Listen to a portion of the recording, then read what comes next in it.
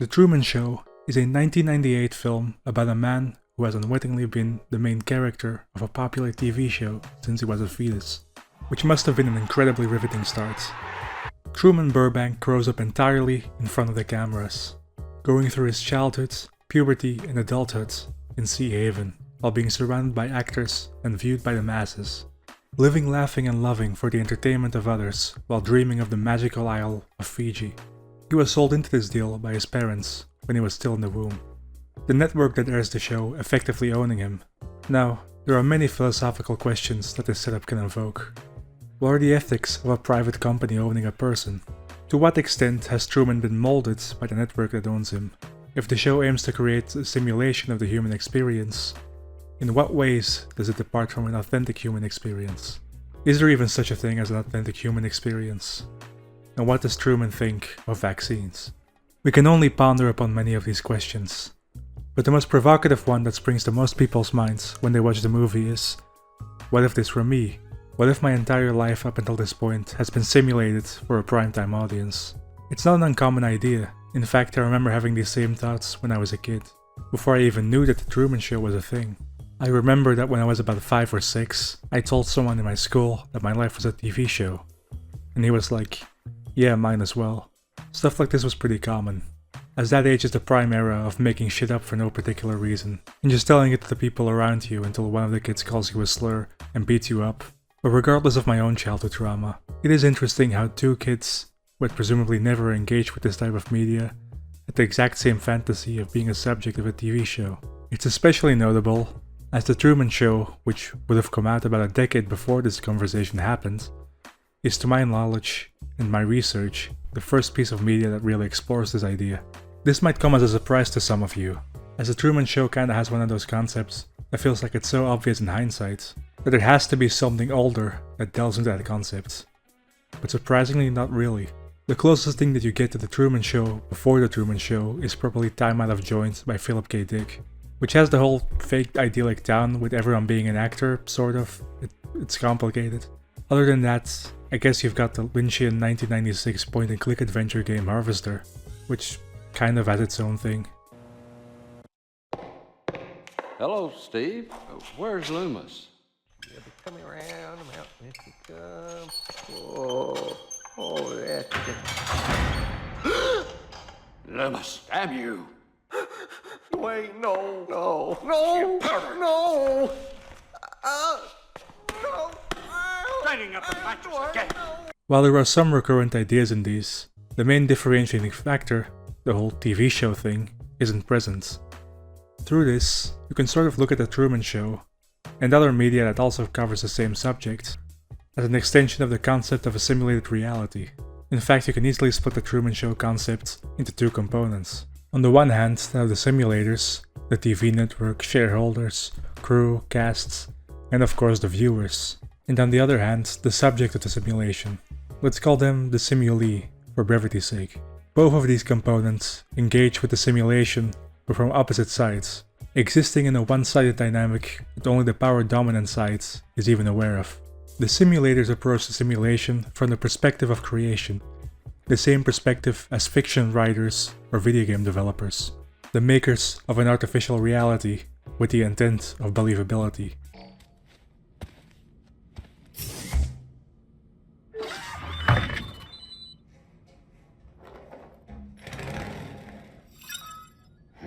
You know what I'd like to be doing right now? Watching Bride with Norman Reedus. Hell yeah. Even the consumers, the viewers of the show, are contributors to this reality, as their viewership is what extends the lifespan of the simulation. For the simulee, on the other hand, the perspective would be that of living in a simulated reality. The simulation hypothesis is a philosophical concept that I'm sure most of you are familiar with. The most famous allegory that can apply to the idea would be Plato's cave, where the chained-down observers are only capable of seeing the shadows of objects rather than the real objects themselves, which are being moved in front of a flame, the movers in this particular case being the simulators. Plato didn't necessarily intend for his cave to be used as an allegory for simulated reality, but rather as an explanation of his own metaphysical ideas about how physical objects, flow out an ending, are based on an ideal of that object, the eidos that appears in our minds when we try to think of something. But when we create simulated realities, whether they be in a book, in a TV show, a video game, or in our minds, we essentially do the same. We simulate objects, concepts, behavior based upon our abstracted idea of them that we have constructed from our experience with those things.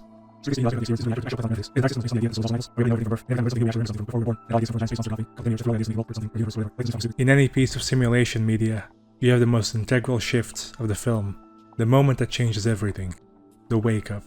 What would it take for you to believe you are living in some sort of simulation? I imagine this answer to be quite different for everyone. For Truman, it took the fall of a lamp from the sky, a radio glitch, and seeing his dead father again as a homeless man. We actually do have instances of people being unwittingly put into simulated realities. In TV shows like The Joe Schmo Show or Jury Duty, where one person is told that they're going to take part in something unscripted, a reality show and courtroom documentary respectively, but end up surrounded by paid actors doing a mix of scripted and improv work. There is a fundamental difference, however, when it comes to these shows in the fact that while the stimulee is not aware of the type of show he is a part of, he is aware of the fact that he is on camera, and that there is a degree of artifice to the events surrounding him. He's just not aware to the extent. The wake-up in their case only happens at the end of the show. What? Matt? What is going on? What is going on? A more direct form of simulation would probably be in the context of social or psychological experiments. By which I mean actual social experiments, not the 2010s YouTube version of that where you say something racist to a minority group and then post it on social media, but rather experiments like the Milgram experiments. Again, plenty of you are probably already familiar with the experiment, whether through a moral psychology class or TikTok. Before the uninitiated, it goes as follows. A volunteer sits down and is asked a bunch of memory-related questions. Each time he answers correctly, a teacher, aided by the experimenter, would administer an electric shock, a shock that would increase in power every time it needed to be administered. The teacher is tasked to keep administering these shocks, no matter what. Every single time a volunteer makes a mistake, even when the volunteer ends up screaming in agony, crying, pleading, they need to keep going. They're doing it for science, and if things were to go wrong, the teacher wouldn't be morally culpable, as the experimenter would take all the responsibility. The teachers would just be following orders. The shocks continue, and after the screaming stops, silence. Eventually the experiment is stopped, and the teachers are told the truth, that they were the real subjects of the experiment, not the volunteer. That the volunteer was an actor, and no actual shock was ever administered. That the real experiment was about whether people would follow the orders of an authority figure, regardless of how morally reprehensible the act would be. Now, some of you might call it a stretch to call this experiment a simulated reality. In a broader cultural sense, you're probably correct. If I were to ask some random guy on the street what the first thing they thought of when I said simulate reality, they wouldn't think of something like this. I do think in an accurate descriptor, however, since it is using a procured experience to simulate a different reality for the subject of the experiment, with paid actors and fictional conflicts. In the Milgram experiment and its later repetitions, the majority of people kept following the orders. Although it should be noted that there is plenty of criticism about the methodology used. I imagine that there would be some degree of distress when finding out they've been lied to, but it would also be offset by the relief you would presumably feel in knowing that you didn't actually hurt anyone. The short duration of the deception is probably also a factor in making the effect of the wake-up relatively minimal. You could, however, imagine the effect that this deception might have on someone if it were pushed on them for a much longer duration. From what I could find, nobody's ever tried an experiment like this, but we can get a glimpse of aspects of this idea in certain real-life situations, most notably in gaslighting. Gaslighting, for the uninitiated, is a term that refers to a form of manipulation with the express goal of making someone doubt their perception of reality. The term originated from a stage play from the 1930s, where a husband tries to convince his wife that she is mentally unstable by continuously putting on a gas lamp while insisting that there is no light. In the last decade or so, the term has found new relevance through social media and entered mainstream lingo, especially in the context of abusive relationships. Now, to reiterate, I do not think that abusive relationships are simulated realities. If a friend comes up to you and tells you about her gaslighting boyfriend, you probably shouldn't be like, oh, like the Matrix? Like Plato's cave. There are enough similarities that I believe gaslighting to be the closest that most of us come to this sort of experience. And the reactions to the long-term perpetuation of it can cut extremely deep psychological scars. Diminished sense of self, mistrust in others, post-traumatic growth, all things that specifically come from having your reality warped by deception. If we go back to our 2 real-life Truman shows, we can actually see similar things pop up with the simulees after the show's wrap. Both the main non-actor stars had psychological trouble with trusting reality after the respective programs wrapped filming. Even in the case of Jury Duty, where the simulee was treated relatively well and seemed to be on good terms with everyone, to the point of even doing promotion for the show, he apparently kept calling the creators of the show and asking if they still had cameras on him after filming had wrapped. Luckily for him, he was of sound minds, which made it possible to return to a form of normality. But not everyone is that lucky. Some people don't even need to be put on an actual TV show in order to think that they're on one, and in those cases, things can go badly pretty quickly. The Truman Show delusion as an idea originates with an article by psychiatrist Joel Golds and his brother, philosopher Ian Golds, an idea they later expand upon in their book Suspicious Minds: How Culture Shapes Madness. The first Truman case was on October 31st, 2003. Albert, a 26-year-old man who lived with his parents in Pennsylvania, where he worked in an assembly plant. He'd been harboring this feeling of being in a Truman Show scenario for a while. He told his uncle, who was a psychiatric technician, who told him that he needed help. Albert, being the creative guy he was, interpreted help as meaning testing out your hypothesis of a simulated TV reality, which he originally planned to do by traveling to Europe, which he thought was fake, which might be true. He couldn't afford the trip though, so he went to a closer target, the Big Apple. He wanted to go to New York to check whether the September 11th attacks actually happened and weren't just a plot twist in his TV show. He never reached Ground Zero, as he got distracted by the UN headquarters, where he wanted to get political asylum from his TV show. When a security guard at the HQ approached him, he took a swing at him, which didn't end well. He would end up being a patient of Joel Golds at the Bellevue Hospital. Albert was relatively mentally present despite his condition, often considering the possibility that he could be suffering from mental illness, but then falling back into delusion quickly thereafter. A few months later, a new patient came in, Brian, a 29-year-old artist from New York. On top of the typical symptoms of Truman Show delusion, he also thought his thoughts could be heard by his audience. Distraught over the complete lack of control he was feeling, he wanted to jump off the Statue of Liberty. It had been closed since 9/11. He eventually drifted to a homeless shelter. He was sent to Bellevue. Brian admitted to Gold that he hoped that his old high school girlfriend was going to be at the Statue of Liberty waiting for him, that she was going to save him from his plight by telling him the truth. His very own Sylvia. If she hadn't been there, he would have jumped. Soon after Brian, a third Truman appeared. And the fourth Truman, a man called David, worked on a set of a reality TV show. He believed the show was actually about him, and that the crew was somehow controlling his thoughts. He eventually grew increasingly paranoid, culminating in 2 manic episodes, one of which involved him screaming the 10 Commandments at his TV. He would later end up being a producer in Hollywood after getting sober and finding a better way to get his mental health in check.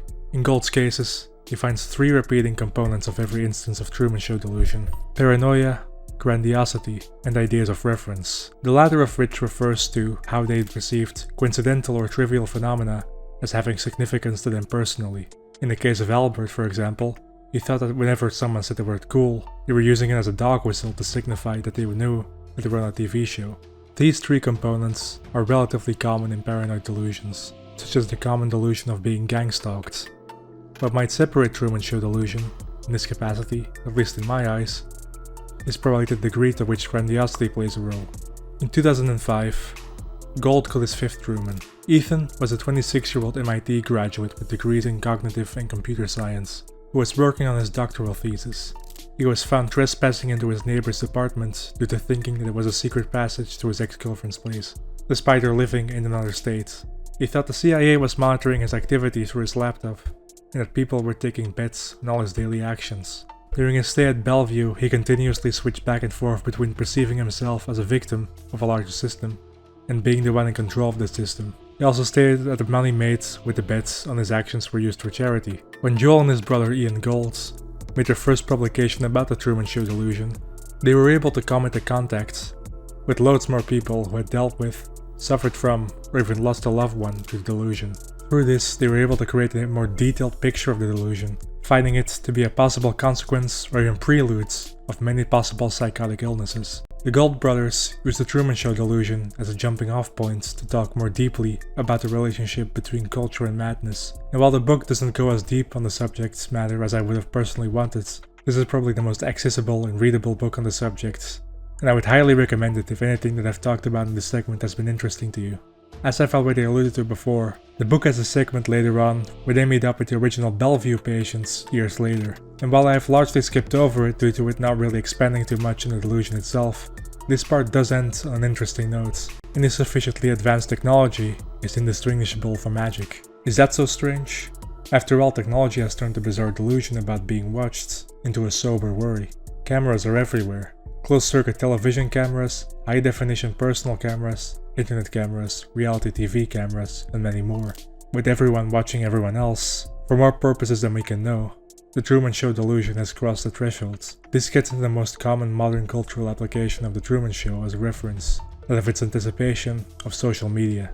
The Truman Show came out in 1998, before the advent of social media. 5 years before MySpace, 6 years before Facebook, and 7 years before YouTube. It even came before the massive surge in popularity of reality TV, with shows like Big Brother. It was primarily inspired by the celebrity culture that existed for a while, specifically the aspect of public life. I think that there's often this preconception of parasocial relationships as being a relatively new thing, and while the widespread nature of it is a novelty of social media, the degree to the parasociality felt towards celebrities has existed since the advent of modern celebrity culture itself in the early 20th century. The reason that I'm stressing this is to give an explanation as to how the Truman Show could have predicted the society to come, the rise of social media, the influencer generation, even the more recent genesis of things like 24-hour and IRL streams. It's important to stress that due to this releasing before the advent of social media, it still exists in the paradigm of traditional media, so it's missing plenty of crucial elements, most notably interactivity.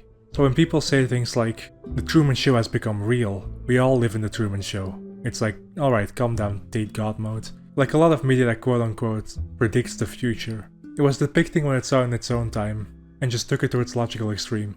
One of the components of the reality TV experience that the movie anticipated, that I find particularly interesting, is what I would like to call the spectacle of the mundane. Throughout history, a lot of media and culture in general focuses on exceptions. This makes sense, as everyday life isn't terribly exciting for most people. There have been exceptions to that, through diaries, journals, and even the odd piece of fiction here and there that breaks conformity and focuses on the more mundane aspects of life.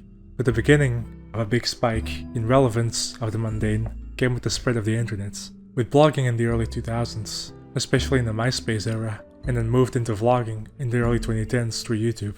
But of course, mundane content is still content, meaning that it still needed to be procured and edited down to make it more palatable for advertisers and audiences, essentially turning relatability and authenticity into a commodity. This is why I specifically use the term spectacle. In his most famous essay, La Société du spectacle, French philosopher Guy Debord talks about the relationship between commodification and spectacle. According to him, the history of social life in the modern age is one of commodification. Being declines into having, having into appearing, the existence of something degenerating into mere representation. Every single aspect of modern life becoming about the image of something rather than the real thing. The image of wealth, the image of progress, the image of happiness. The social relationship between people in this society, where communication and culture are mediated through image, is what he refers to as the spectacle. This is the life that Truman is leading, one where every interaction he has is a commodity. Every relationship, every movement he makes, where he is the center of the spectacle, the foundational commodity of the show. In this capacity, our society is getting closer to Sea Haven. Even beyond the facts of the more abstracted and subtle commodification that happens as a result of the nature of the Truman Show as a TV show, the show also goes out of its way to deal with commodification in an explicit sense, through the form of advertisements. These ads be the thing that keeps the show running. But Truman doesn't know that. To him, he just lives in a world where there's just this weird overbearing presence of brands and products, every aspect of Truman's life being crafted with advertisers and TV ratings in mind. This pulls us into another interesting question about simulations. If you could make a simulation, your own reality, what would you put into it? And maybe even more provocatively, what would you leave out? Any piece of culture, anything that is created, reflects the time, place, and beliefs of when, where, and with what intentions it was made. Anything that's ever been made reflects its creators and their backgrounds, whether it was done consciously or not. Most people are not actively aware of all the implicit cultural artifacts that they express in their speech, writing, actions, and way of life, unknowingly imbuing their creation with the fragments of the zeitgeist of their era. This would be the case for simulations as well. The Truman Show is a product of its time and place, both the real-life movie and the eponymous show within, reflecting the culture and dominant ideology of late 1990s America. Truman lives in this idyllic coastal town that feels emblematic of the turn of the century, end of history optimistic Americana that was dominant in the culture of the time. There's no real conflict in the town of Sea Haven. No violence, no politics, no sex work, no visible poverty. No swearing even.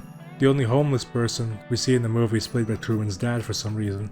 A lot of this can be explained by the fact the show is funded by advertisements, meaning that they would want it to appeal to as broad an audience as possible, meaning that they would avoid anything controversial like the plague.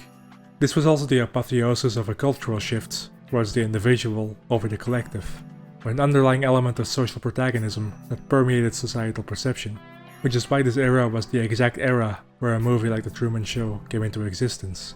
Many would probably envy Truman's place. I mean, he lives in a world without struggle. All his needs are provided for, he has a house, he has a wife. Truman is living better than most people of his age today. The creator of the show, Christoph, even makes a point of it, saying that Truman would be unhappy outside of his cage. And he might be right. At the end of the movie, he sails away in his boat until he breaks the literal fourth wall, moves up the stairs, has his conversation with the god of his world, says his catchphrase, leaves, and then what? It's obviously an intentional choice to have some degree of ambiguity to the ending, but let's entertain this thought for a bit. What happens to Truman after he leaves the show? He leaves the studio and presumably tries to find Sylvia, let's say he's able to, and let's say that they end up together. Maybe they have a vacation in Fiji, maybe they're able to live as a normal family. All of this happens, and a couple of years later, 9/11 happens. I know it seems like I'm not going anywhere with this, and I know this is the third time that 9/11 has been mentioned in this video, but please just hear me out, right?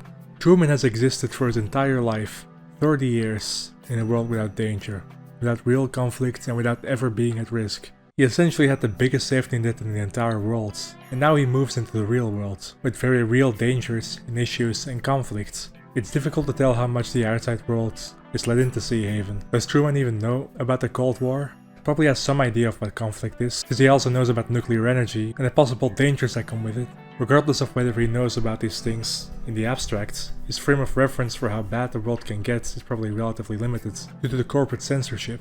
He goes from a world that is completely deterministic to one that is unpredictable, chaotic, and significantly more dangerous. He actually is giving up quite a lot in order to gain his freedom. But at least he does have his freedom, right? Slovenian philosopher Slavoj Žižek has a problem with the Matrix movies, primarily with how they leave the eponymous simulation. Neo, the guy from the Matrix, is presented by Morpheus, the other guy from the Matrix, with two pills. A red pill, which makes you escape the Matrix, and a blue pill, which makes you not escape the Matrix. Neo picks the red one, and escapes and becomes the One because that's an anagram of his name, and at the end of the third film, spoilers, he saves everyone from the Matrix. Žižek is not convinced by the ending of the film. Surely a simulation as sophisticated as the Matrix would be able to simulate the process of getting out of the Matrix, creating the illusion of escape. But the choice between the blue and the red pill is not really a choice between illusion and reality. Of course, Matrix is a machine for fictions, but these are fictions which already structure our reality. If you take away from our reality the symbolic fictions that regulate it, you lose reality itself. I want a third pill. There's even some evidence in the movie that suggests that. Mind you, I haven't seen the fourth movie and I have no idea what it's about, so I don't know if they take the idea any further. So if they do, be sure to tell me about it in the comments with as aggressive a tone as possible. The term red pill has garnered a new meaning over the last few years. referring to some particular movements online. I said certified freak 7 days a week. Wet ass P-word. Make that pull-out game weak. P-word. P-word is female genitalia. The red pill here being used as an escape from a societal matrix, where wool gets pulled over your eyes, so you can finally see the truth. That we have to buy male supplements, and that sex with women is gay. The red pill here is thus used as an escape from ideology, that ideology in this case being progressivism. But just like the escape from the matrix might be simulated, the escape from ideology in this case is essentially always ideological in its own right. The ideology here being whatever this is. What I'm trying to say is, Truman didn't leave the Truman Show. I mean, he did, that's what happens at the end of the film.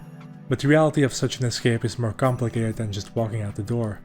The show will follow Truman in both a material and an ideological sense. Truman is a massive celebrity in this world, the likes of which we haven't really had yet. The closest that we've come in human history is probably with the Beatles or Michael Jackson, but even they probably wouldn't reach the same levels of parasociality that would be inherent to the nature of the Truman Show. You would never escape the Truman Show. You would be recognized everywhere, no matter where he went, even in Fiji. Beyond this is also an ideological component. We think of self-commodification as a modern process, and while the internet has been a cultural emulsifier when it comes to this process, it's a process that goes back decades. When Debord was writing his aforementioned magnum opus back in 1967, Debord's concept of the spectacle would end up becoming a cliché, and his ideas, his analyses of society would fall into deaf ears, with society moving more and more towards his prediction. This is what I mean when I say he can't escape. He can run, he can hide, he can go to Fiji. That's not going to be an escape. It's just going to be another illusion, another image, another spectacle. Moving from predictable sea haven to a world that he doesn't really understand, filled with people that don't really understand him. Truman might be done with the Truman Show, but the show is definitely not done with him. Maybe the real delusion is thinking that you can leave.